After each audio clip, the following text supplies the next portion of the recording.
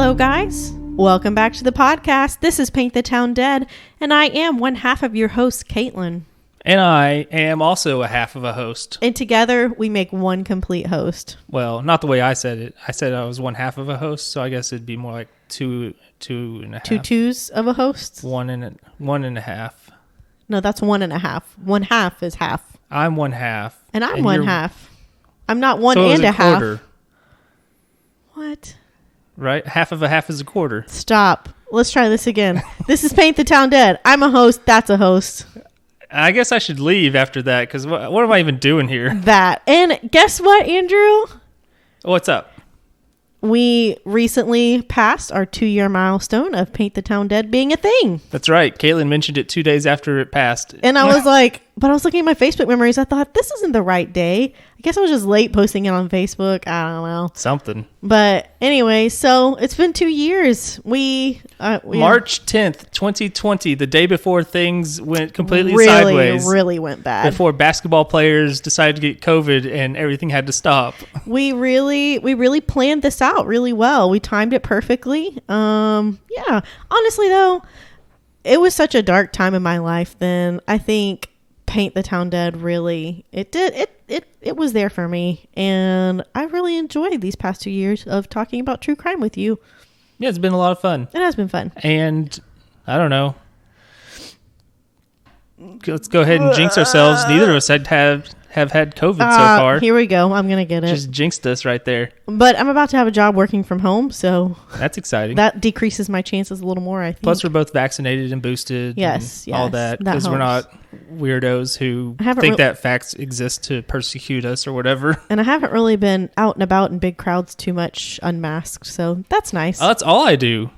You like to party. I do. I've been going to the club because I'm 23 or whatever I lie about. You're so hip and cool. Yeah. I wish I could be like you. I've got beautiful flowing long locks of hair. I'm 6'3". Oh my God. Ripped. Oh my God. What else can I say that's an obvious lie? He's single, ladies. That's not a lie. I'm rich. There's another lie. Here's what we're not going to do this episode, Andrew. What are we not doing? We're not going to eat on the air. No, we're not going to do anything special. No, but we've got episode 100 is coming up in a little bit, so we'll revisit it then. Yeah, maybe we'll do something. Yeah. So probably not the eating thing though. No. Well, that we did that once. We're good. What have been some of your favorite episodes from this past year? We went to, there's some changes. We went from weekly to bi-weekly because fortnightly.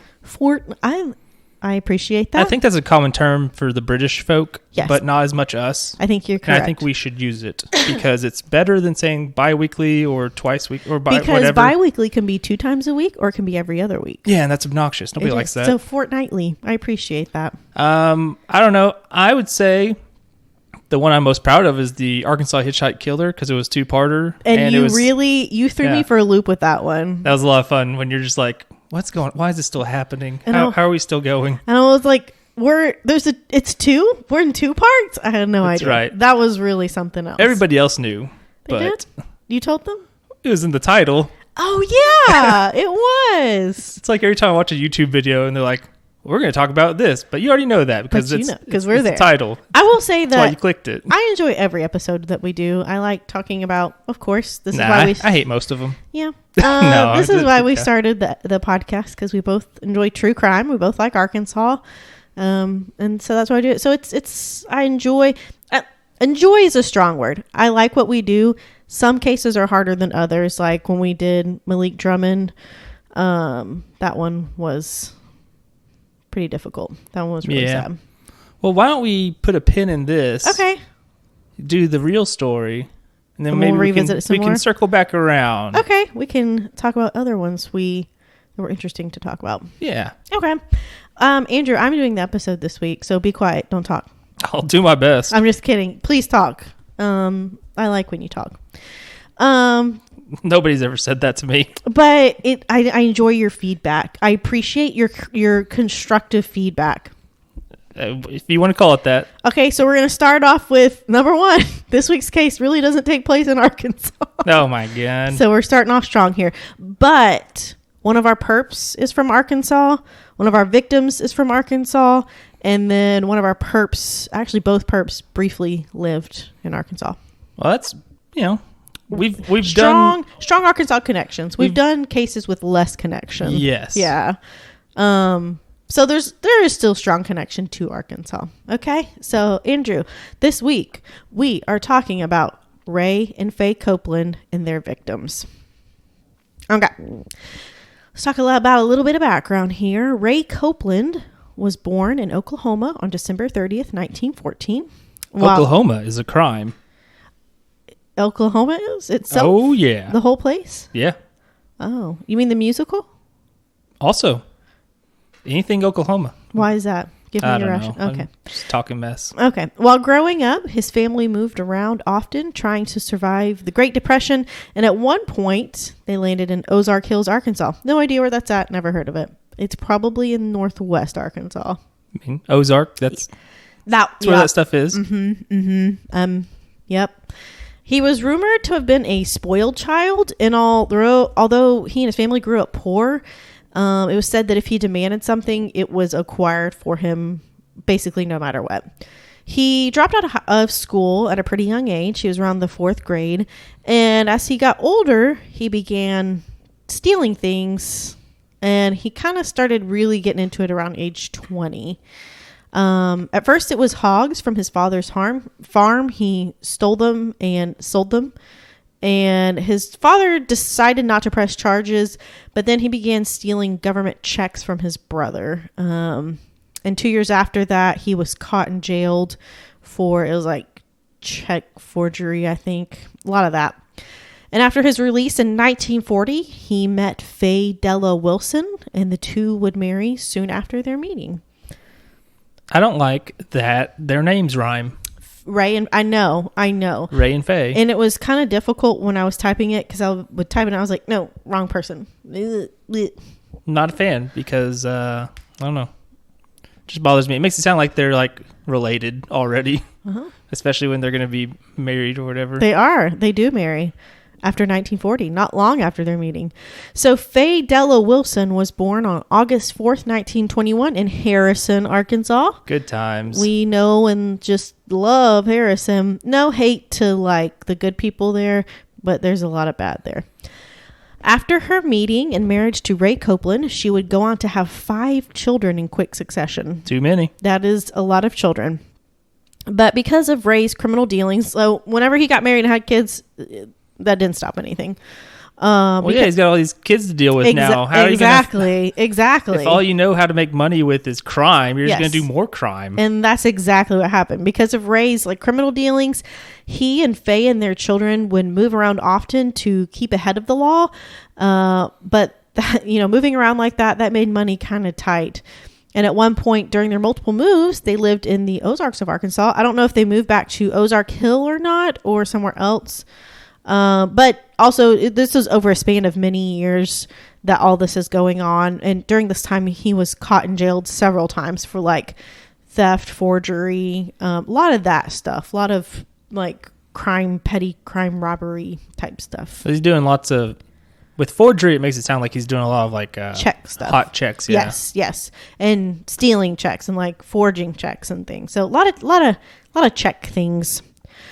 And in 1967, Ray and Faye and their 5 children would finally settle in Mooresville, Missouri. Faye worked various jobs in factories or as a maid in motels, while Ray worked at their 40-acre farm that they purchased. He was buy and sell livestock and would also forge checks and scheme, and that's how they made their living. Good times. Mooresville, Missouri, as of now, has a population of 98. Oh, it had more when they lived there. It was 180. So. Oh, wow. So many. It's really dropped. Population really went down. Yes, it's very small, very rural. So neighbors and people of the community said Ray was an odd type of curmudgeon who he yelled at waitresses at local restaurants. And some say they even saw him purposefully run over dogs. So, all big X in my book. You're done. You're done. Yeah, that's like John Kaiser. He liked to murder dogs. Yeah, and he was not a good dude. No, he was a serial killer. Revisit that. So by the late 1970s, Ray was pretty well known in the area for his scheming, and he had difficulty buying and selling livestock because nobody wanted to do business with him because he wasn't an honest guy. This created a problem for Ray because that's how they made their money. So by the mid-1980s, he developed a plan. And this was his plan, okay? Ray would pick up drifters, many of whom he would pick up at local homeless shelters. He would make promises of a warm bed, food, lodging, and $50 a week for labor.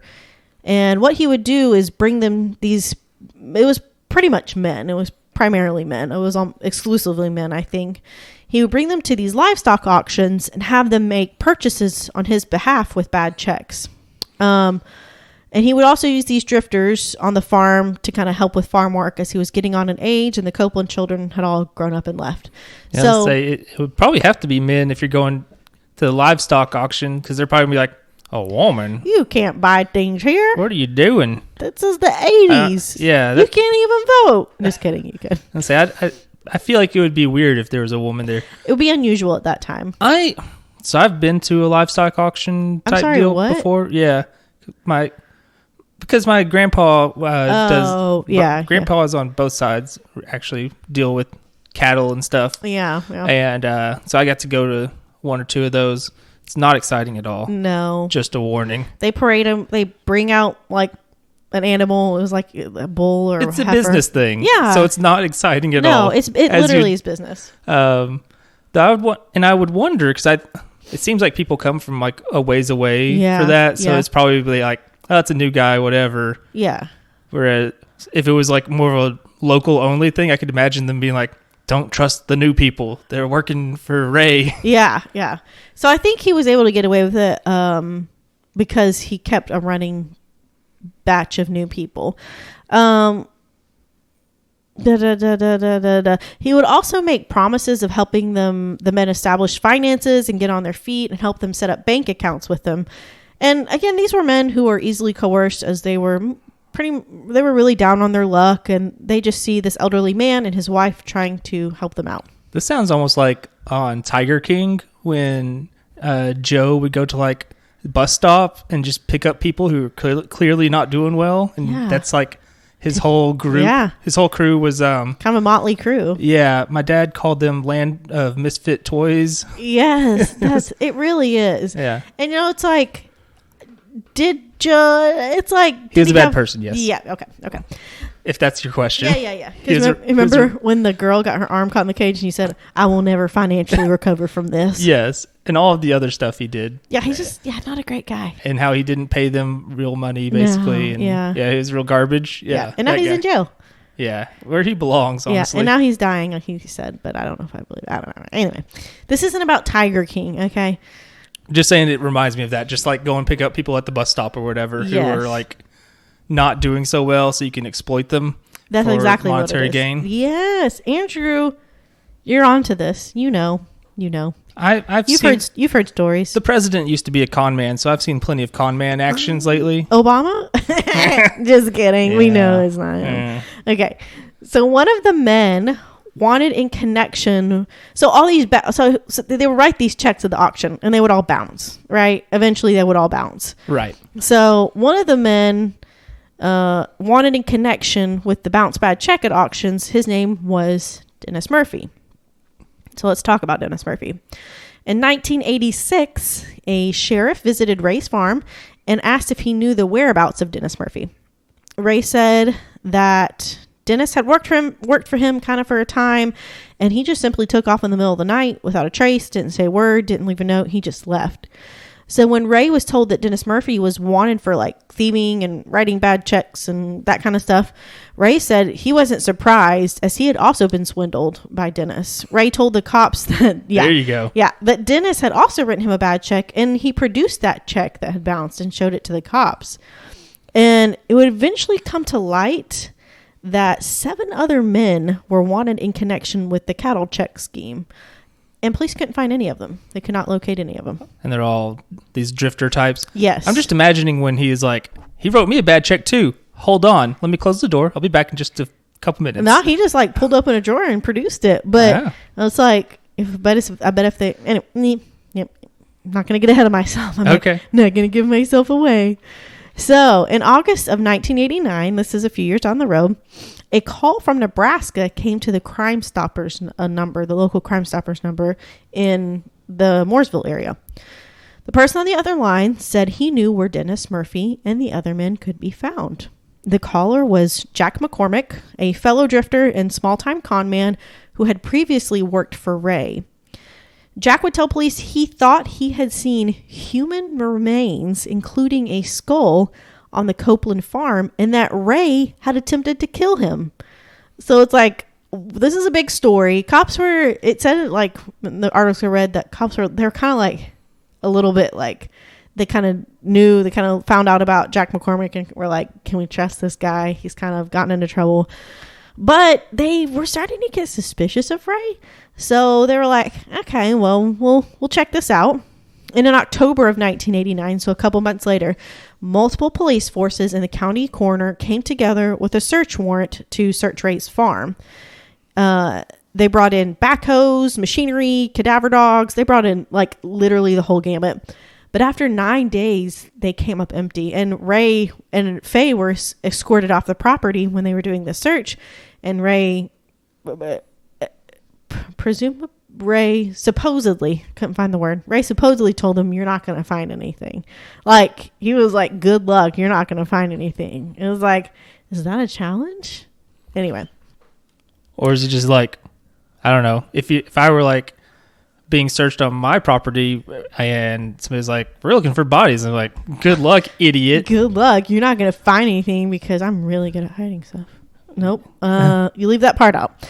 Yeah, I used the thing from Breaking Bad where they dissolve people in acid or whatever. Oh. Yeah. That's messed up. Don't follow Andrew's advice. That is not advice. No, we're not experts in anything. Especially murder. Definitely not experts in that. Okay. Eventually, Jack McCormick was brought to the scene at the farm and asked to identify where he saw the remains. And he walked over by this barn and told police that he might have been mistaken and that maybe he didn't really see anything. Oh, cool. Yeah. So cool. we just... Good job, Jack. 9 days digging up this farm. I mean, they searched multiple locations. They made big holes throughout the whole property. Nothing. I know this is 89, so it's not that long ago. Yeah. But just Jack McCormick just to me sounds like an old-timey swindler man from like the 1950s or something. Yeah, maybe not that suave though. Maybe. I don't know. That's just kind of name to me also. Yeah, just yeah. The name. Jack McCormick, yeah. Old Jack McCormick up to his no good schemes. Yeah.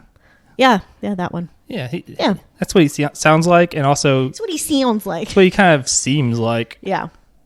All right, so this really threw a wrench into the investigation that was mounting against Ray at this point because, like, they've got this guy that called in Crime Stoppers. He's like, I saw bodies. And they're like, where's the bodies? He's like, maybe I didn't see bodies. Oh, maybe I was mistaken. I don't know. I was like totally wasted. It was night time. I don't know what was going on. Yeah, maybe I didn't actually see anything. So they're like, great. But police would learn that Ray didn't just work on his farm. He worked at other farms nearby to make extra money. So police went to the nearby farm where Ray worked baling hay. And in the hay storage barn, police found a shallow grave in which the badly decomposed remains of 3 men were found. And it was speculated that they had been there for about 2 to 3 years, but they cannot be initially identified. But each man had been killed with a single gunshot wound to the head. A few days after the 3 men were discovered, another barn full of hay on the same property was searched, and a shallow grave containing the remains of 1 person was found in the same manner as the other 3 men. So that's 4. 6 weeks later, in a nearby well, police found yet another body. The discovered man was wearing a leather belt that said Dennis, which is like, come on, man. Was it like a belt buckle or what? It was like a leather belt that was stamped with the name Dennis. Weird. At least that's what the thing said. I've never heard of such a thing, to be honest. You haven't heard of that? Like a leather stamp belt? No, I don't guess so. At least not with your name. I'll show you a picture. You'll know what I'm talking about. This sounds like almost like when people get their name tattooed on themselves. It's like, what are you going to forget? Like, what are you doing? You never know. Are you the dude from Memento? You got to remember everything with all your tattoos. You never know. I don't know. That's a weird one. I guess you could just be like, well, I know it's my belt. You stole my belt because it has my name on it. Kind of like that. Leather stamped with a name in it. Like, I don't like it. Well, not a fan. Well, that's not really your style, though. No, but my style is dressing like a pathetic man-child. But this was Dennis's style.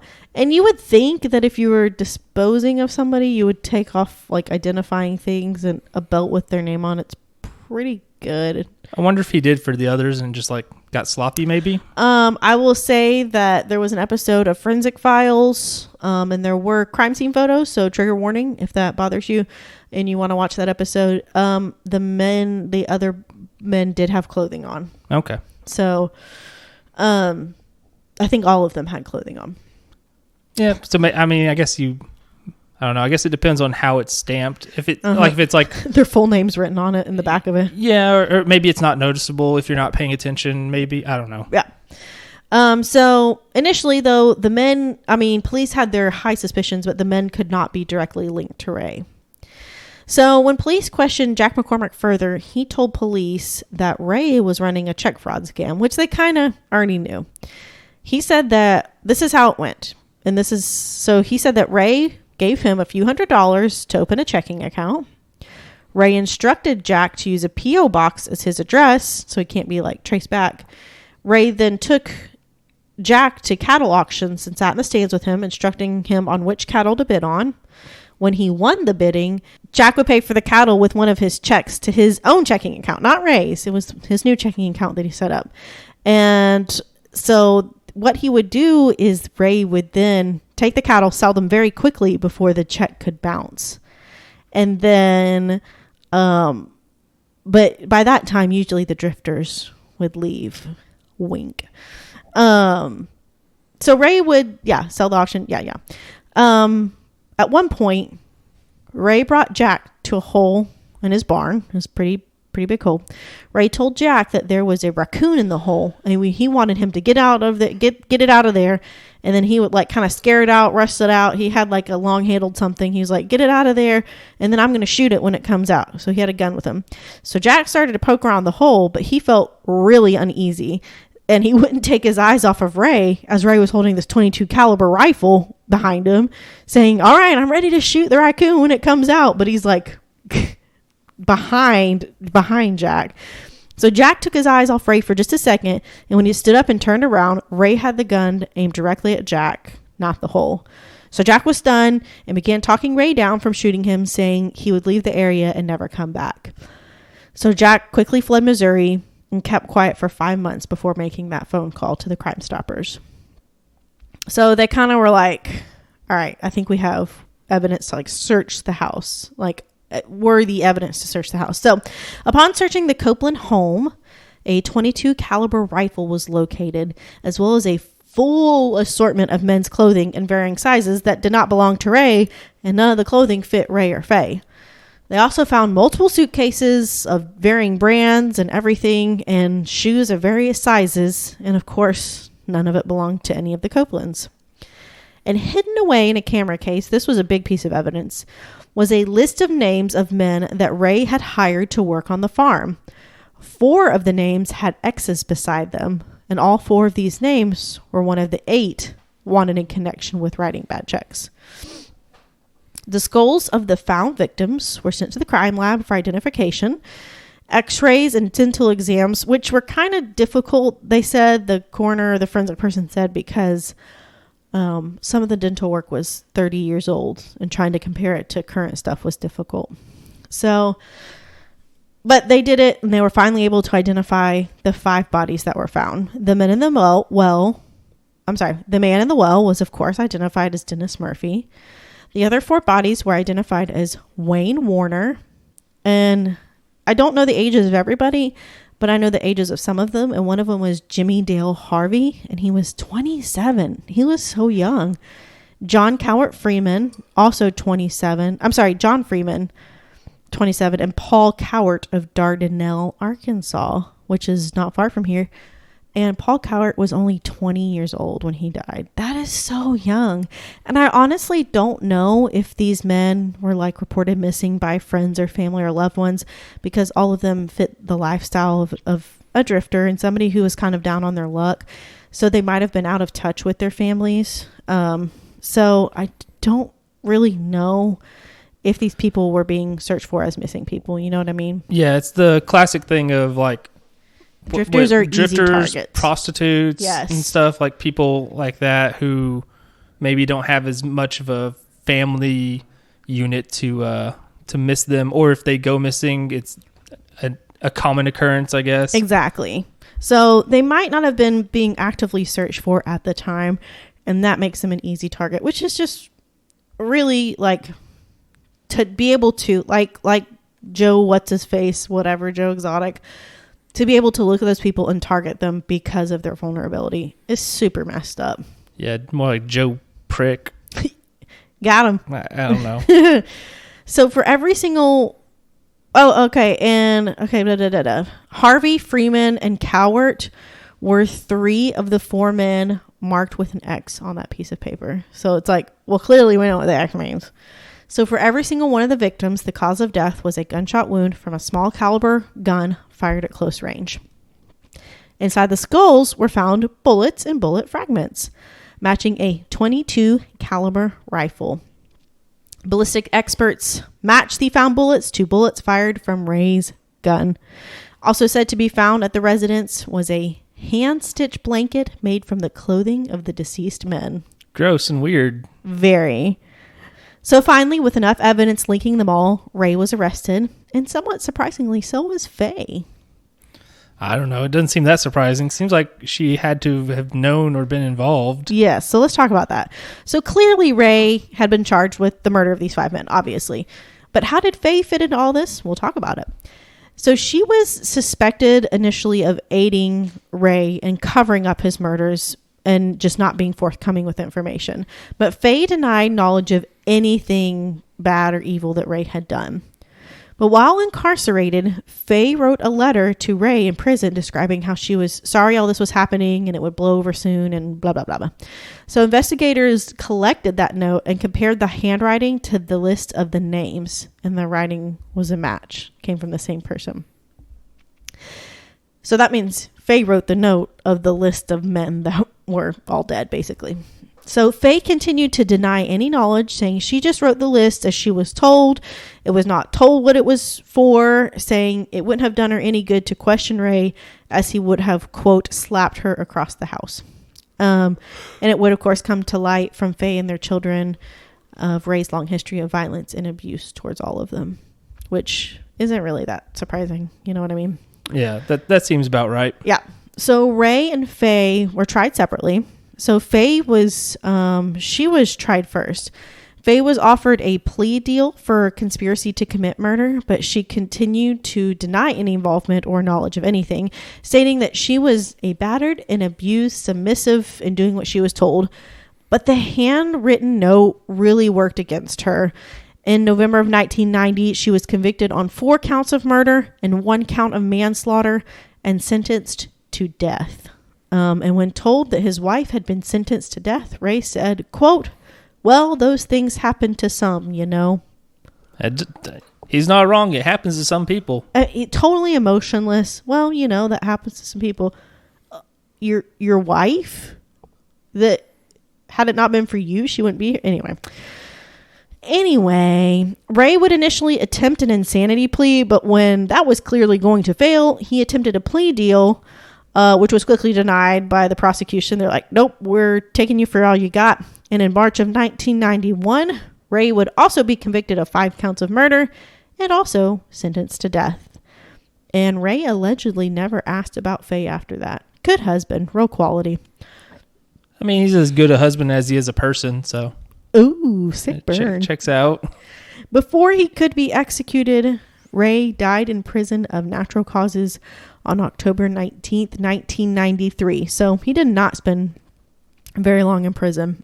And at the ages of 76 and 69, Ray and Faye were the oldest couple ever sentenced to death in American history. Faye was the oldest woman on death row for the longest time. Like ever, or just at that time? No, ever. So, because she was 69 and would have turned she would have been 79 and in death row, because in 1999, after 10 years on death row, Faye's sentence was commuted to life in prison. And in August of 2002, Faye suffered a stroke that left her partially paralyzed and unable to speak. A few weeks later in September, the governor authorized a medical parole for Faye, where she was paroled to a nursing home in Chillicothe, Missouri. She died a little over a year later there. And most sources say it was on December 30th, which was Ray's birthday. So kind of fitting. Of the 8 men on the list, 3 of the men, Thomas Park, Franklin Hudson, and Dale Brake, have not been accounted for, but police do believe they were victims of murder at the hands of Ray and possibly Faye Copeland, and that they are buried somewhere nearby. It is possible that they killed up to 12 people. Is that just like more people who are involved with the check scheme stuff, yes. they think? Yes. So they don't know where they are? Right. So, yeah, the check scheme, he kept getting caught, and then he changed his ways and then was like, well, I just won't leave any people alive after I get this check through. You know, he would like take them there, you know, get the people set up with an account, take them there, make them bid or tell them what to bid on, pay exorbitant amounts for these animals, then sell them. And before the checks could clear, and then before the police could come and question these people, you know, these drifters and stuff who the bank account was set up under, before police could come and question them, they disappeared into the night, meaning that Ray killed them. Yeah, and everybody probably was just like, oh man, they ran off with all my money. But it's actually, no, they didn't. They did not. Yeah. They got nothing. They got killed. Yeah. And it's really sad because a lot of them, the men, were at homeless shelters or were at like halfway house type situations where they were trying to get their lives together. And this was an opportunity. They saw it as like a blessing. Like they could get away from all the bad influence. They could go to a rural area and just do some good, solid work, have a roof over their head and get, you know, square 3 meals a day and do some honest work and get an honest pay, you know? And it was like a starting over for them. And instead of that, Ray took advantage of them and killed them instead. Yeah. Not a good guy. Not a good guy. Not a good husband. No. Or father, or just person in general, really. And for Faye, her son, so like season 6, episode 15 of Forensic Files was about them. Their son is on there. And he talks about his mom, and he's like, I don't know. Like, he was like, my dad deserved everything he got. He didn't even call him dad. He called him Ray. So, tells you, you know, yeah, what you need to know. But he called his mom. He's like, I don't know if mom had anything to do with it. I hope she wouldn't. And he seemed like a normal, down-to-earth kind of guy. He's like, I hope she didn't or wouldn't, but I don't know. And she clearly knew. Sorry, I had to push my chair. Or she could have just been writing a list and checking things off. I mean, she might have just been doing what she was told because Ray didn't want it in his handwriting in case he ever got caught. So if he goes down, she's going down with him. You know what I mean? But I do think she was probably a battered wife. I do think she probably was submissive in some way.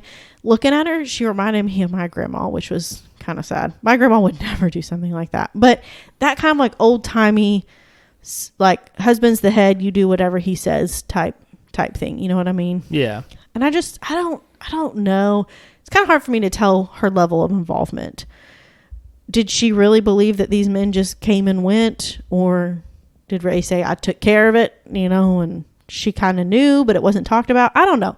I don't know what her level of involvement was, but yeah. It was enough, apparently. It was enough.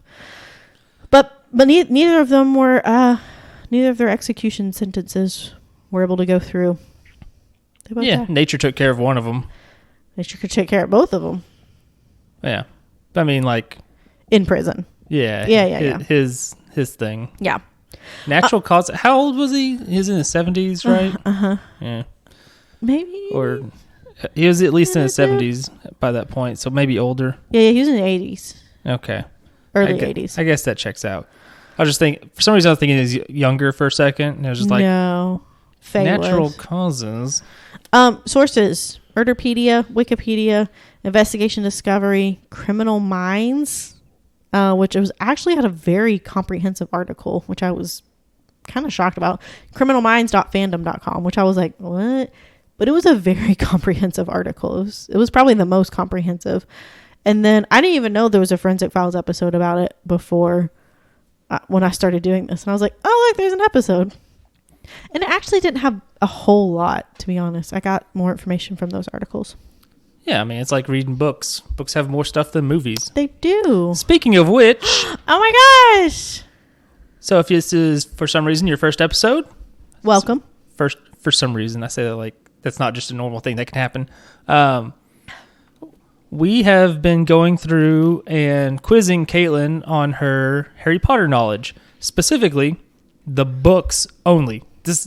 It says, only someone who has read Harry Potter and the Half-Blood Prince at least 3 times can pass this quiz. I've done that. It's one of these BuzzFeed things. Anyway, most of these have been fairly difficult. Caitlin is passing them quite well because she loves J.K. Rowling so much. Yeah. No. So anyway, let's get started. Okay. First, which wizard gets assigned to the Prime Minister's office after Voldemort's return? Kingsley Shacklebolt? Yeah. I was hoping it would be Amelia Bones because I like that name. No. It's a silly name. I don't think it was her. It's Kingsley. Okay. I just saw the name Amelia Bones and I was like, I don't know why, but I like that name. I like your name. Fun. I like your name. It's a very silly name. Why does the Order of the Phoenix move out of 12 Grimmauld Place after Sirius's death? Something about the Secret Keeper. So we've got Creature threatened to tell Voldemort about their location. Harry didn't want to see any of Sirius's stuff again. Several Death Eaters were stationed outside the house. And even though Sirius left Harry the house, they were afraid the deed would pass to Bellatrix. Shoot. Have we got you? Yeah. Oh, man. Maybe the deed? You want to go with the thing about the deed? Yeah. Hey, that's right, though. Okay. So good job. Okay, thanks. On the Weasleys' magical clock, what are all of the hands pointed to when Harry arrives at the burrow? It's like imminent danger or something like that. So looking at these choices, I'm going to say mortal peril. Yeah. That seems like what you're wanting. Yes, that's correct. Mortal peril. That's on the clock? Well, it's not like it's not a clock that tells time. It's a clock that tells everybody is. Oh, where they are? Yeah, it's like they have a face. Where am I? In danger? Mortal You're in the danger zone. Well, it's like there's like shop and I don't know. I'm just imagining like It's I don't in the know. movie. The clock is in the movie. I don't remember it, but it just makes me think of like the Doomsday Clock. Are you familiar with that? Vaguely. Yes. So basically, it's not a real clock, obviously, but it's basically like the countdown to midnight. At midnight is like the closer it is to midnight, the closer we are to nuclear war. We must be very close to midnight right now. Yeah, they move it all the time. They show it off in Watchmen, and there's an Iron Maiden song called 2 Minutes to Midnight. Mm-hmm. There's the clock. So, I'm showing Andrew the clock. It looks very silly. It's so very cool. But yeah, silly. So that's what I'm imagining. It's like they're in the danger zone. Mortal peril. That's not a location though. It's just where. Listen, don't question it. It's in the movies Mortal too. peril okay? isn't a location. Okay. Give me the next question. It would be a problem if it's like they're in mortal peril. Great. Where in mortal peril? Like, don't question. You can't find out. Don't question the magic. You're ruining it. What nickname does Ginny give Fleur? Phlegm. That was going to be my guess as somebody who doesn't know. And yes, that's correct. It is. Just because it sounds similar. Yes. That's how nicknames happen a lot of times. Yes. How did Ginny end up at the Slug Club meeting on the Hogwarts Express? She did a great jinx on somebody. Okay, so Slughorn caught Ginny performing a really good hex is one of the options. What are the other options? Got Slughorn knows Arthur and Molly. No. Slughorn saw Ginny and Harry talking on the platform. No. Slughorn heard about Ginny being taken into the Chamber of Secrets. No, it's the hex. All right. Yes, you're correct. Who finds Harry on the Hogwarts Express after Malfoy breaks his nose and leaves him under the invisibility cloak? Luna Lovegood? Question mark. So this is that's a scary option because doesn't that happen in one of the movies? Yeah. Where you see Luna find him? But I thought it because of the Raxperts. Okay, so I'm gonna give you the other options just so you can have a full breadth of what's happening here. I'm ready. Maybe Neville. Your other options are Ginny, Ron, and Tonks. Tonks. It was Tonks. It was Tonks? Yeah. You're correct. Okay, Aren't you glad that I helped you there? Yes, I am. Thank you. Yeah, if I'm like... She's keeping tabs on him. Okay. If I've seen it, then it's wrong. Yeah, you're like, wait, that was in the movie. Yeah. I saw that movie at some point, forever ago. Whose memory does Dumbledore show Harry during their first meeting of the year? Oh. Give me some options. We've got Bob Ogden. This is the least magical name I've ever heard. Tom Riddle Sr. Oh, man. Morphin Gaunt. What a name that is. And Dumbledore shows his own memory. Oh, the first one. Because I think all... Oh. Bob Ogden? No. I'm trying to think of the first memory. Oh, this one's hard. I think I'm going to get this one wrong. I mean, if you just guessed, you got a 25% chance. I think initially it's his own memory. And then it's Bob Ogden's. Or maybe it's just Bob Ogden's. Is Tom Riddle Sr. not Voldemort? No. Okay. That's Tom Riddle Jr. Okay. I just don't remember him ever being referred to as Junior. So you don't hear about any of this. This is fascinating. You don't hear about any of this. Listen, in the movie. I just want to point out, I did read the first 3 books eons ago. You gotta keep going. Gosh, I'm so okay. We're gonna go with Bob Ogden. Bob Ogden. I think Caitlin. Yeah, I was wrong. You're right. Oh, okay. Gotcha. Okay. Yeah. Okay. During his first visit with Tom Riddle, what does Dumbledore have Tom take out of his wardrobe at the orphanage? Keeping in mind that Dumbledore's a gay man, so this could be going somewhere. No, somebody's fan fiction stop. Here. Okay, give me the options. Slytherin's locket, which his mother left for him, a box of stuff he stole from other children, a picture of his mother, or a bunny he stole from one of his friends. The box of stolen stuff? You want box of stolen stuff? I don't remember, yes. I'm just glad this didn't go where I thought it was going to go. It's just so stupid. Okay, I don't know if that's right. It's the box of stuff. Okay. You knew it. I thought you just got to believe in yourself. I thought Caitlin. that was in the movies, and so that's why I was questioning myself.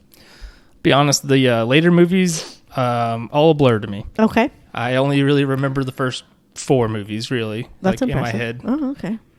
At Slughorn's party, who does Slughorn introduce Harry to? We got Eldred, Warple, and Sanguini, Tiberius, Blaise Zabini's mother, or Gwynnig Jones. Jones? I literally, head of the Holy Head Harpies. Gwynnig Joneses. I honestly have no idea. The vampire. The first one. Eldred, Warple, and Sanguini? Yeah. Sanguini's a vampire. Yeah. Okay. Yeah. Sanguine? Blood? Yeah, I was going to say, is that what Sanguini. Yeah. Or is it Italian vampire? I don't know. Probably. Drinks marinara sauce, so Sanguini. Exactly. Yeah, there we go. It's like Marceline who drinks red things. Yeah, just red. I just need red. Like, okay. Bernera. Marceline the Vampire Queen. She would know. While learning to apparate, what are the 3 Ds everyone must remember? Okay, give me the options. Destination, debrief. No. Diligence. No. Determine, delay, defy. No. Destination, determination, deliberation. I think that one.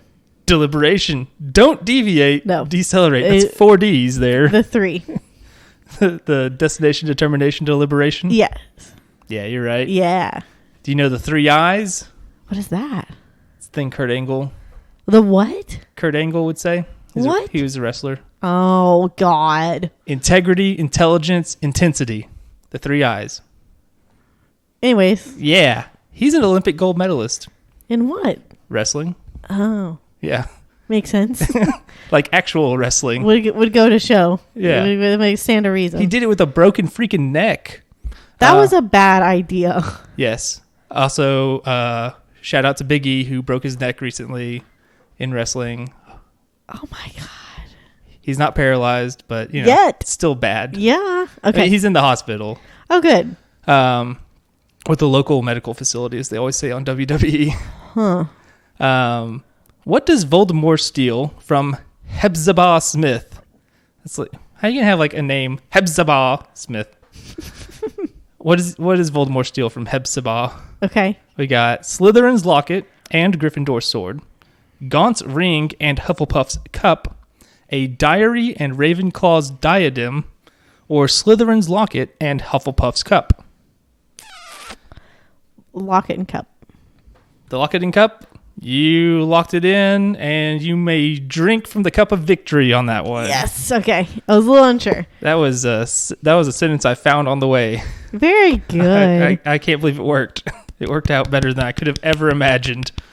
Besides Sectum Sempra, what is the other jinx Harry learns from the Half-Blood Prince's book? Ooh. We've got Flipendo, Levicorpus, Relatio, or Ventus. Levicorpus. Levicorpus. All right. What was Professor Trelawney trying to hide in the room of requirement? Empty sherry bottles. Sherry bottles is an option, and that's correct. So, all right then. Why did Voldemort... She was struggling that year. I could tell. Yeah. Don't they have a magic way to get rid of bottles? She's not very good at the magics. Oh, okay. Is Trelawney the fortune teller type? See beyond with your third eye. Yes. Yes, okay. That was a good way to say yes. Okay. I liked it. Okay. Why did Voldemort choose this particular cave to hide the locket Horcrux in? He visited the cave as a child. It was far away from the wizarding world. It's rumored that Salazar Slytherin died there. And the only photo he had of his mother was taken on the cliffs near the cave. He visited when he was a child. That's correct. Look at you. And we got 2 more. All right. After the cave, Dumbledore and Harry apparate to Hogsmeade. Who finds them there? Madame Rosmerta. Is Madame Rosmerta. And she I don't remember who that is. bewitched. Does that mean she's like possessed or whatever? She's sort of under a jinx. Yeah, she has a jinx put on her. What's up with that? Somebody's keeping tabs on when they return. But I mean, like, what is being... Does she know what she's doing, but No. she just can't stop it, or... She doesn't really know what she's doing. I got you. And finally, which Death Eater is not at Hogwarts the night Dumbledore is killed? We've got Fenrir Greyback, Alecto Caro, Amicus Caro, or Bellatrix Lestrange. Crap. I'm going to get this one wrong. Is Fenrir like a wolf man? Yes. Yeah, I figured with the name Fenrir. What is that? What is... It's from Norse mythology. It's a big old wolf.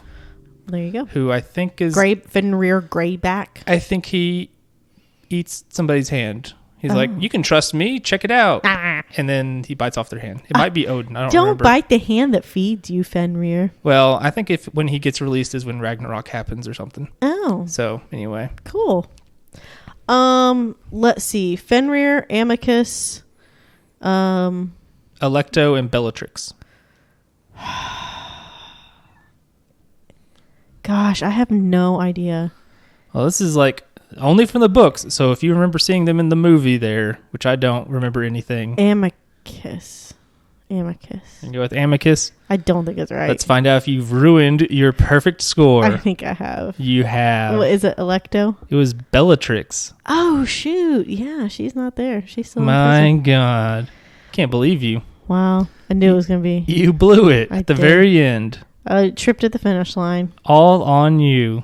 That's pretty good, You though. couldn't handle the pressure. It's pretty good. Did pretty good. Yeah, that was 15 out of 16. That's pretty good. That's a good number. These quizzes are fun. I like them. So I was looking through some of these old ones, and I was like, which one is this? Because here's the thing, like first 50 or so episodes, Yeah.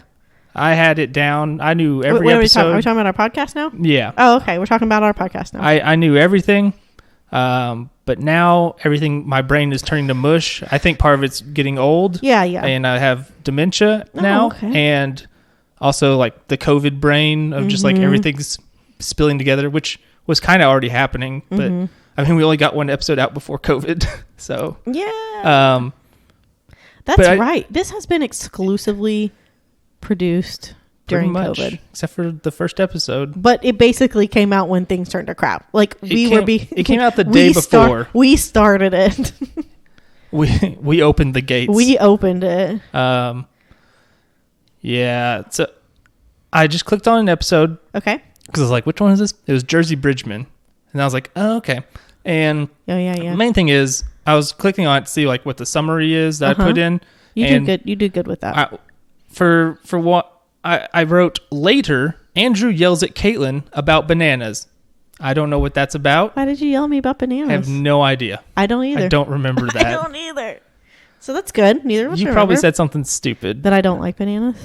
Do you not like bananas? Nope. That might have been like the kicking point or like the starting and you point. Yelled at me about. I guess so. That's what I wrote. Huh.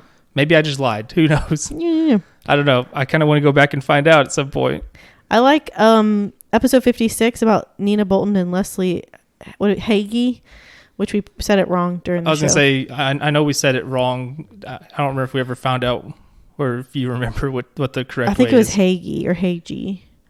It was something that you remember. Yeah.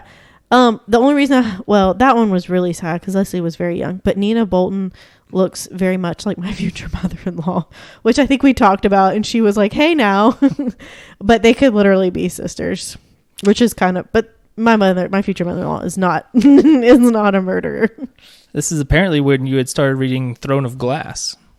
Yeah, I never finished it. Yeah. Jack Harold Jones, that one was really interesting and really left a lot to be.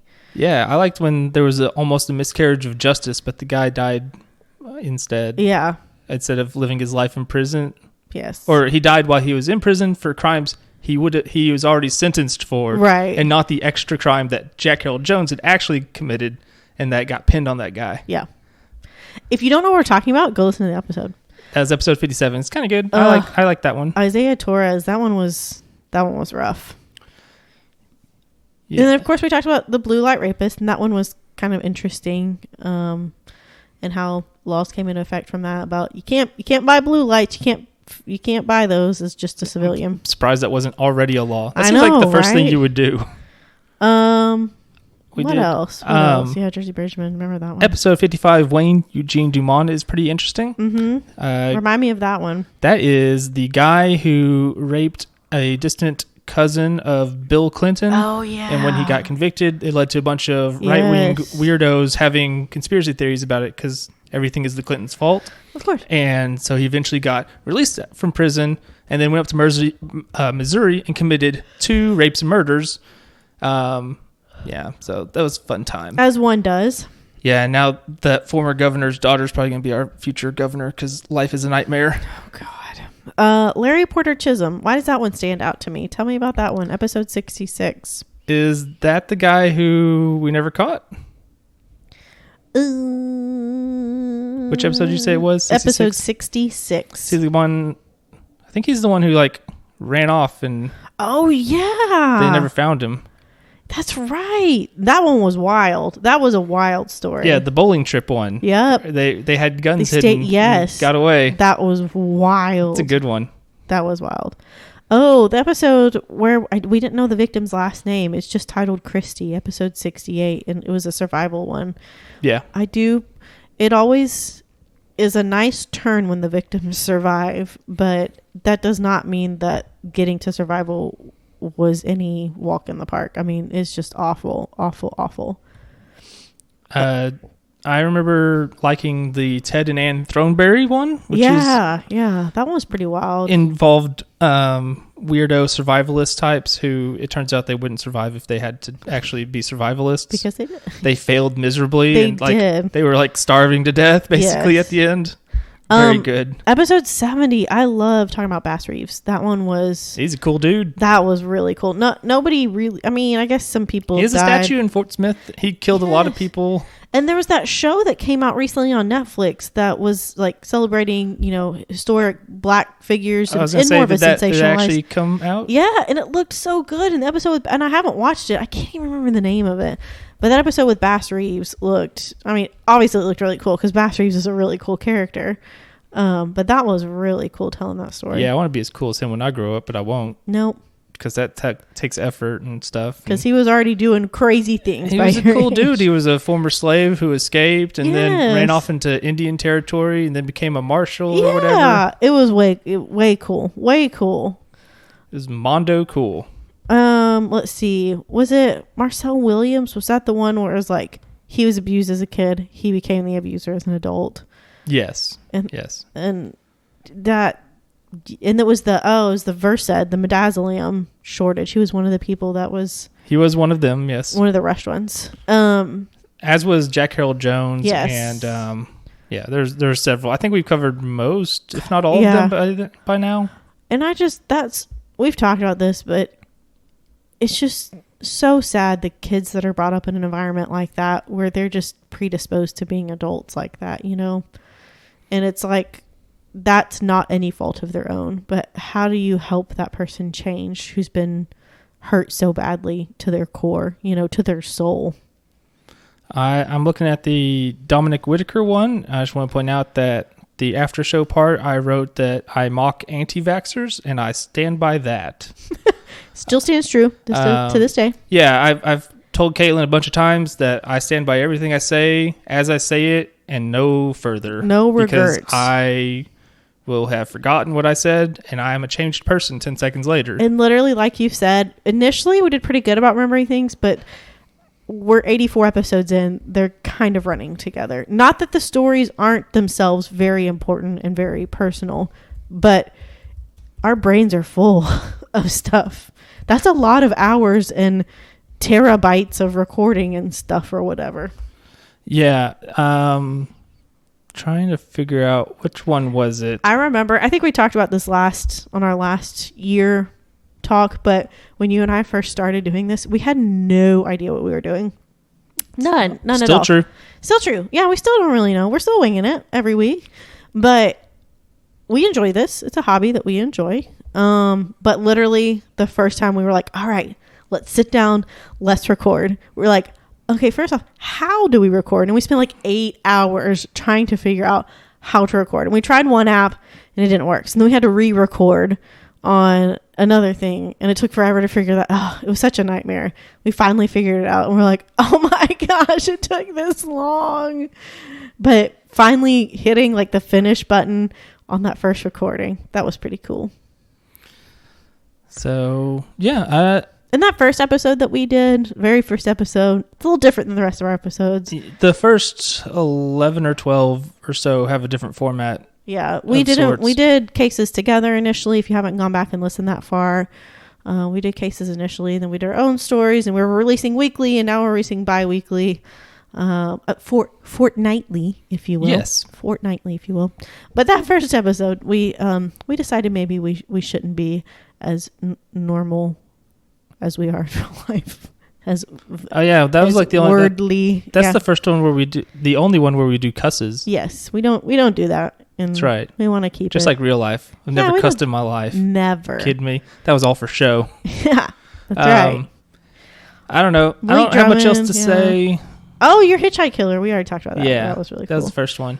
If you want to see a good vaccine rant, Maud Crawford she was cool. Look up the Suicide Squad 2021 post-credit ending scene explained by Mr. Sunday Movies. You sent me that. I made Caitlin watch it because I was reminded of it recently, and it's so funny because he just goes off and is just screaming and yelling. But I don't know. He's very funny. I like his podcast too. The part where he's like, "But I agree with you, James. But I just don't think I don't give a." He's like, yeah, just screaming, talking to yelling. himself, but not really. Yes. Yeah. Also, the part where he's like, "Comics are different," and just shows like a picture of a comic book just sitting there for like a minute. Yeah, it was great. It was a good bit. It was a good bit. I love that. So yeah, 2 years. Who? 2 years. Can't believe that. Who could have seen this coming? Not me. I definitely think it was going to last this long, but here we are. I wrote us down for 999 episodes. Which is why I've set the numbering up to be useful for the hundreds and not beyond. Yeah, that's not gonna happen. Okay, let's talk about what you're looking at. Andrew? Let's start with Star Warses. How many Star Warses? Basically none. Just that trailer of Kenobi. Let's talk about it. Okay. I'm so excited. What do you guys say about it? I don't remember it already. I sent you the Obi-Wan Kenobi trailer. Yeah, and I didn't watch it for like hours. And I was like, and then I didn't. Did you watch it? I watched it on my computer. You'd sent it to me on my phone, so I was like, "I'll wait." And then I forgot. It was so good. First off, Ewan McGregor is reprising his role as Obi-Wan, and oh my gosh, mwah, chef's kiss. Love that guy. The music it's the Duel of the Fates composed by John Williams, and that is some of the most intense, incredible music ever written. It's in the Star Wars prequels. So it's like in the background. And it was I'm good at music. That was Andrew. Look, mwah, chef's kiss to that. Perfect. It's too bad Darth Maul probably won't be in this for him to kill, because he already killed him in Rebels. That's true. Are you talking about for Duel of the Fates or what? For the song? Yeah, though the fight wouldn't be long enough. Who do you think he's going to fight? He's going to fight fight the Inquisitors. Okay. That's who those people are. Okay. In the black and all that. I was like, who? I was wondering who those people were. The one with the weird face is the Grand Inquisitor. He's in Star Wars Rebels. Okay. So spoiler, Obi-Wan's not going to kill him because Rebels takes place after this. Yeah. Okay. And I think one of the other Inquisitors looked like one of the Rebels characters. Yeah, Rebels. I mean, well, you see how the Grand Inquisitor dies in Rebels. Oh, okay. He gets killed there. So. Oh, okay. Well, I'm super excited. I did not tune in for what was that one show? Boba Fett. Did not care about that. You need and to then watch... everybody was like, my friend at work was like, just watch the last 2 or 3 episodes. I said, oh, so the Mandalorian? And they yes, because it has yes. implications for future Mandalorian stuff. Yeah. And it will explain things that are going to happen in Mandalorian, because if you don't see these, you'll be like, wait, what? How did this happen? Why is this happening? And or you could just look up what happened. When I told him, I was like, he's like, yeah, it was the Mandalorian. Yeah. Apparently the reason the show sucks is that it started off as Mandalorian season 3, but then they moved that back and decided to do a Boba Fett show. So it was put together very hastily, it sounds like. It didn't look very good. I was not interested at all. Which is why they shouldn't have done it that way, but they did. And yeah, I was not interested. I'm super interested. I will definitely tune in for the Obi-Wan Kenobi. I mean, this has been the show that everybody's been begging for a while. And then Ewan McGregor, whatever it is. The fact that he's reprising his role is just really exciting. And I'm going to guess, do you think we're going to see Hayden Christensen? Yeah, he's officially in it. Oh, is he? They announced that forever ago. What? I did not know. So he will reprise his role as Anakin / Darth Vader. I wonder if they're going to do flashbacks to the Clone Wars, because yeah, that would be neat. I'm really excited. Super excited for this one. When's this coming out? May, I believe. Yeah. May. Okay. I'm excited. Me too. But if you didn't like Book of Boba Fett and you want to see other Star Wars stuff, Star Wars Visions is out there. Mandalorian 1 and 2 are out there. You can watch those again. Yeah. Some of those movies are good. I don't know. Yeah. What else? What else you been looking at? Still working on Horizon, slowly, kind of. Still good? It's pretty good. Yeah. Playing WWE 2K22. They have massively improved. So I don't know if you know this. No. 2K20 was a disaster. Oh. Did you not hear about this in the video game world? I think you probably talked about it, would be my guess. 2K20 was this huge disaster where, for one, the previous developers, Ukes, who worked on the other games like 2K18 and before, they left. And then a different group came in and did 2K20, and it was like this huge disaster. It was buggy and glitchy. You should look up videos. It's hilarious. That bad. So then they took a year off, so there was no 2K21.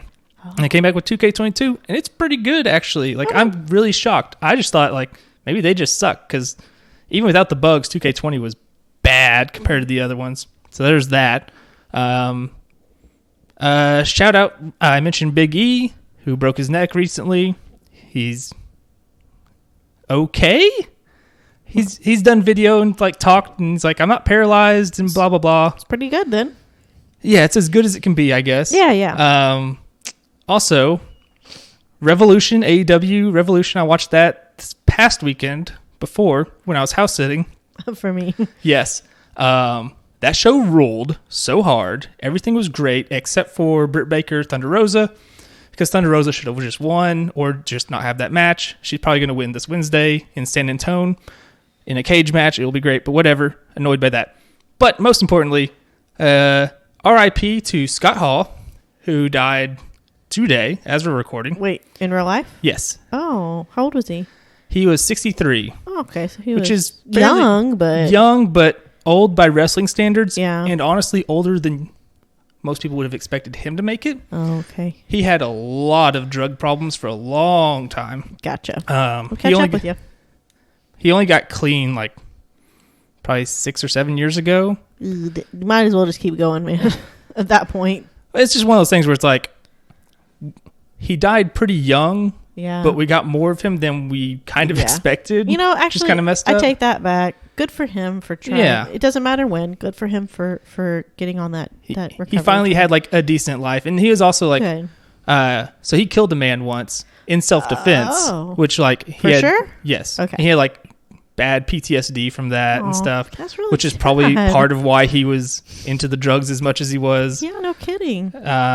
So there was like a really sad thing I saw where one of his friends, Kevin Nash, had said something that was like, you know, while he was on life support, and they were like, wait, what was wrong with him?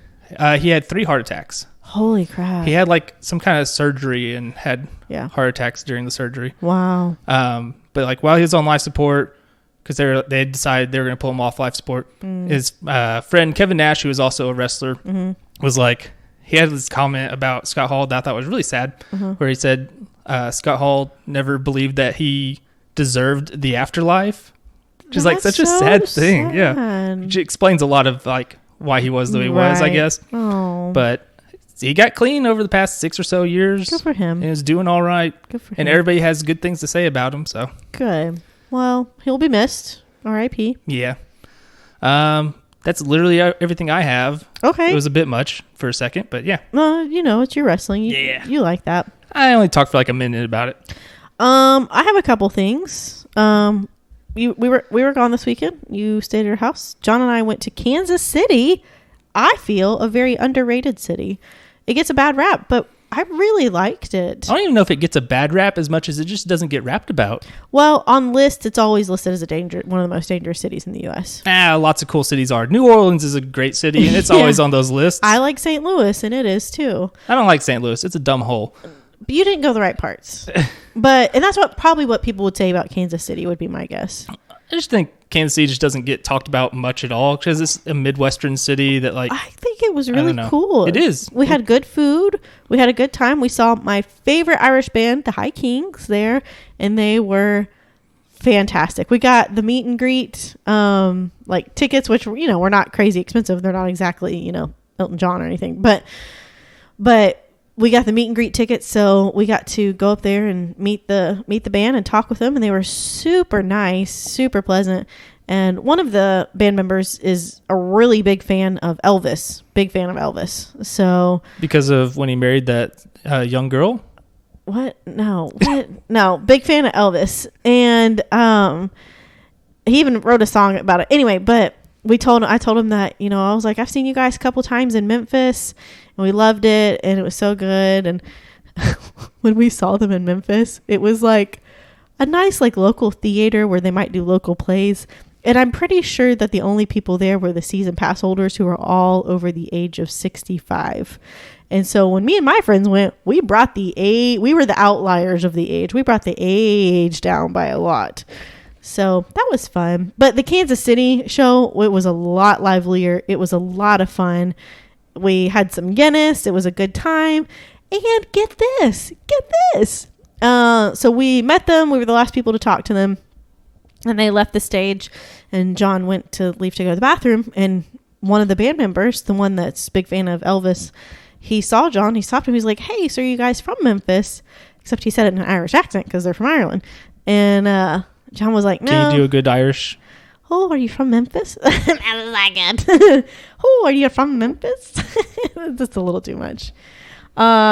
Anyways, so John kind of explained, no, it's not far from where we were, blah, blah, blah, blah. And then he was like, well, then what brings you guys all the way to Kansas City? She was like, well, he might have kind of fudged this a little bit. He's like, well, we're just celebrating, our engagement. We got engaged not too long ago, and Caitlin's just a really big fan. She loves you guys. He's like, well, I'll give you guys a shout out, up on stage. So they dedicated a song to me and John. Did he also lecture you on how your name is pronounced wrong? No. Caitlin. That's kind of how he said it, Caitlin. He said it wrong. He didn't know how you spelled it, though. He did, because John wrote it down. Wrote our names down. You should have been like, these Americans, I swear. No, mine is the proper Irish way. I will have you know. The spelling is the Irish way. Your pronunciation is not. Caitlin is pretty much how it should be said. Caitlin. I'm telling you, he was Irish and he said it like that. Archive 81 podcast. I started listening to that. Oh, did you? Don't like it. Yeah. Don't recommend. It's nothing. It's so disconnected and weird. And then in the second season, it's like some weird sci-fi. It's weird. I'm surprised you stuck with it that long. Why? Everybody says it's bad. I didn't even make it that far. It was weird. I was like, this isn't really anything like the show. Like, it very on a basic level. There just aren't very many good audio dramas out there. Well, let me tell you about one I'm listening to. Did you find one? Yeah. You may have Tennis. No, but it kind of is in the same vein as all that. Rabbits. No. It's called The Storage Papers. I don't know anything about it. It's really good. You should listen to it. If I liked the black tapes, will I like it? Yes. Okay. It's this guy who the basis of it is it's a drama, obviously. He has come into an ownership of the storage unit that's full of all these papers that seem to be connected, and they're all sort of like letters and case files and stuff of like basically X-Files. The X-Files basically, extra worldly stuff. Some like possession type stuff, like some ghost type stuff, some alien type stuff, some weird like urban legendy type stuff. And then they're all connected somehow. It is bringing in new characters. Anyways, it's really good. I'm really enjoying it. It's actually like creeped me out a little bit. Like I was like, I don't want to listen to it. I looking over my shoulder and stuff. But I think it's really good. If you liked the black tapes, I think you would like the Storage Papers. Then I'll check it out, because I did like the black tapes. Which and I'm the one very horribly. The ending was very bad. Awful. I warned you. You did. Because I remember I got the update for the podcast coming out, and you're like, yeah. I was like, yeah, a new episode, and then it ended in a way, and I was like, wait, this can't be. Is this the ending? Like, this is. So I immediately went to the internet, and everybody was like, was that it? And that's is it over? It's suddenly done. What happened? Was not good. Bad ending. Oh yeah. I am hitting all the marks on the health bingo card this year. Not because I want to have staph infection on my nose. It's actually a lot better right now, but not in my nose, on my nose. And I sent a picture to Andrew. He said, I was going to wait till it was healed, but you look like Rudolph. Yeah, I wanted to make sure you would heal, because otherwise I'd have to call really you Voldemort because you lost your nose. Lost my nose. It was incredibly painful, but it's feeling a heck of a lot better and looking a heck of a lot better too. It's still a little red, but luckily it wasn't like gross like Andrew's staph infections were in college. Like... Yeah. Oozing and like, but at least that also wasn't like on my face. That's true. You could hide those. I couldn't hide this very well. Yeah, for those who don't know, I had staph infection on my arm, like on my elbow kind of area, and I went to the campus medical facility. I pulled my hoodie off so they could look at it, and they looked at it for like 2 seconds, and he said, go to the hospital. He's like, no thank you, that goodbye. Was it. He said, that was my visit. I can't handle this. This is a higher level of care than I can provide. Yeah, so that was fun. I started Our Flag Means Death. I've only watched the first episode. It was really funny. Oh, there's like 6 episodes out. I know. I've been a little busy. There's 2 more coming out on Thursday. Listen. I think 2 or 3. Listen, I've been incredibly busy at work. Can't wait to start this new job. It was really good. Taika Waititi. Yes. Yes, he's directing it. He's in it. He's in it in future episodes. Yes. You will see him Reese later. Darby, who's in Flight of the Conchords. Yes, he's Murray from Fly of the Conchords. He's also in a show called Shipwrecked, I think, that I saw a few episodes of once and thought was really good, but I haven't gone back to it. He also was briefly in What We Do in the Shadows, the movie. I don't know about the show, but in the movie. Oh, he is. He's one of the werewolves. Yes. Werewolves, not swearwolves. It's so good. I love New Zealand humor so much. It's so sarcastic and dry. And last for me, Andrew, I've actually, had a lot to talk about this week, but listen, there's a new movie out on Disney Plus called Turning Red. I don't know. Oh, okay. Have you seen the commercials for it? Yeah, the new Pixar thing. Yes. And John, it was a really long week. I was on call a lot last week and got called in a lot last week. And I was like, I was on call this weekend, but John was like, let's hope it's a Good Friday and we've got dinner and let's turn on this movie and watch it and just kind of relax. I was like, yeah, it looks like a cute, funny movie. And it was. Is it where in the Pixar pantheon of emotionally devastating does it land? That's clearly where you're ramping up to. I think it depends on who you are because, okay, first off, the movie takes place in 2002, specifically 2002, and the girl is turning 13 and she plays flute in the band and is really like an A+ student. Oh, they just marketed this to you. 100%. Because in 2002, I was 12 years old. They just turned you into an Asian girl. They did. And she's all about, well, kind of, sort of. My parents weren't exactly like her parents, except for the fact that, like, at the end, it's all about, the movie. I don't want to ruin it. If you don't want to hear anything about it, skip ahead. But the kind of basis of it is wanting so bad to make your parents happy and please your parents, but wanting so badly to be yourself as well, but not disappoint your parents, and having your parents come to terms with who you are as a person and either accepting that or not. And I'm telling you, I'm going to cry right now when it got to that part because it's about a lot of pressure put on you. I'm going to start this. Oh my God. Okay. So it's about pressure on kids. Is that the part that made you emotionally devastated? It's about a lot of pressure being put on kids to be perfect, I think. And a lot of pressure to be perfect in your parents' eyes when you just want to be accepted for who you are.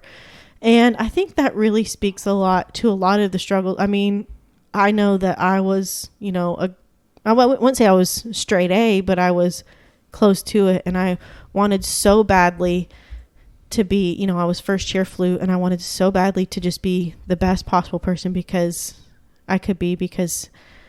it's about almost not being good enough for your parents in their eyes. And like, it started talking about that, and that really hit home a lot. Sorry. And so John put on this really cute movie and was like, well, watch it. I was bawling.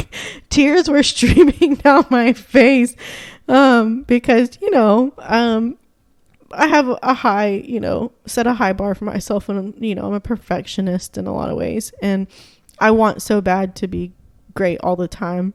And sometimes I don't feel like I'm good enough, especially, for my parents. And that's really hard. And it was almost like a therapy for 12 and 13-year-old me. It was like, and it, accepting yourself, whether or not your parents do or not. And I can imagine, I'm not really, I'm an ally of the LGBTQ community. I'm not really part of it myself, but I can imagine that story also speaks to a lot of LGBT kids as well. And it really, like, I was bawling. John held my hand. He was like, I did not mean for this to happen. I'm so sorry. I was like, I feel like people should know about Pixar doing this to people at this point. Yeah, it was, it hit a lot heavier than I thought it was going to. Let me tell you, for a red panda, who was adorable. You knew it was going to be like a metaphor for stuff. I didn't know it was going to hit that hard. Okay. See, this is why you got to be like me. You have parents who don't put that much pressure on you, and also you don't put much pressure on yourself because you've already accepted yourself as a failure. There you go. I accept myself. Yeah. Stop. No, but it was such a good movie. I do wonder. Remember when I showed made me watch Coco and it was emotionally devastating? Oh my god, I'm so sorry.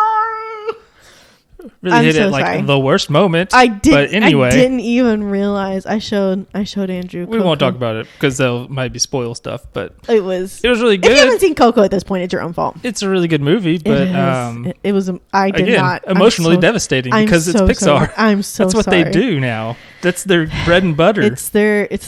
They're like, should we make Incredibles, which is like basically a Watchmen knockoff? No, we did it twice, kind of. We made it and then we made it again, Good slightly movie. differently.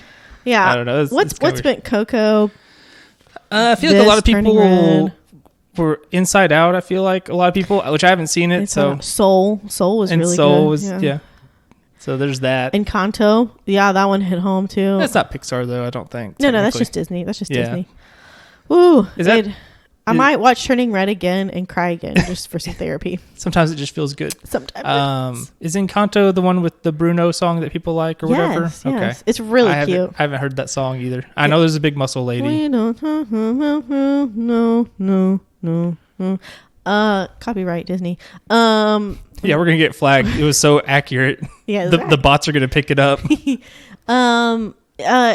You watch Brooklyn Nine-Nine, right? Yeah, as what's her face, Stephanie Beatrice. Yeah, she's in it. Yeah. What's really weird is when you hear her use her regular voice. Yeah. If you've ever watched that show, and she has like a very specific voice. In fact, like the first episode, she has a different voice than what she uses throughout the rest of the show, which is Brooklyn Nine-Nine. Yeah. I wonder. It's really weird. I wonder if in Encanto she uses her normal voice. She probably does. I don't know. She does a Have you great watched job. Brooklyn Nine-Nine? No. You're making it sound like you haven't. Okay. No, I haven't.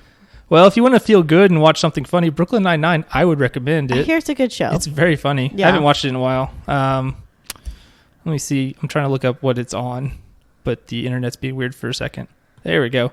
I don't know. Do we need to like recommend like comedies to you again? No, I'm good. I watched some Office. I think I'm good. So I think that's it. I think I've tapped Yeah. out of things. Brooklyn Nine-Nine appears to be on Hulu, so that would be a good spot to go. Okay. Yeah, I don't know. That's it. That's all I got.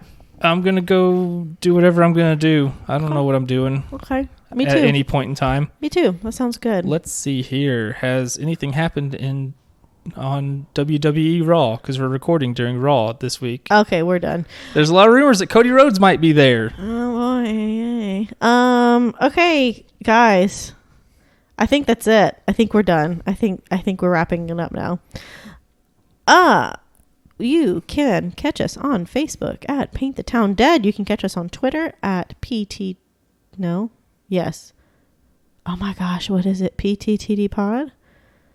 You can catch us on Instagram, Paint the Town Dead, all one word. Oh my God. And you can email us at pttdpod@gmail.com.